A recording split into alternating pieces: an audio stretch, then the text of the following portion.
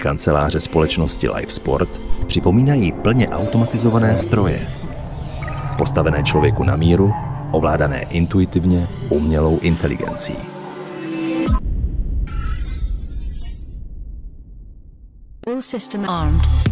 Filozofie technologické firmy, akumulující informace z celého světa, se odráží v prostoru nového futuristického mechanismu.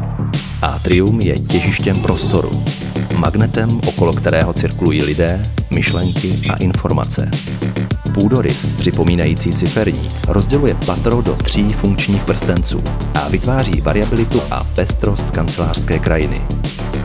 10 flexibilních transformerů, proměnlivých plechových součástek hodinového stroje, skrývá veškerá instalační jádra, serverovny, menší jednací místnosti a kuchyňky.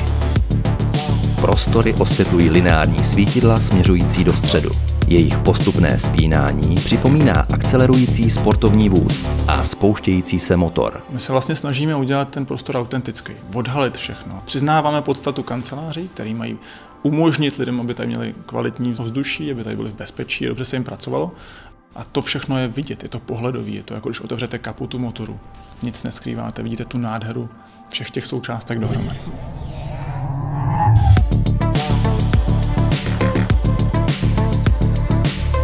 Členové posádky společnosti LiveSport jsou piloty ve svých perfektně vyladěných ergonomických kokpitech. Výsledkem je symbioza bezchybně fungujícího stroje a lidského potenciálu.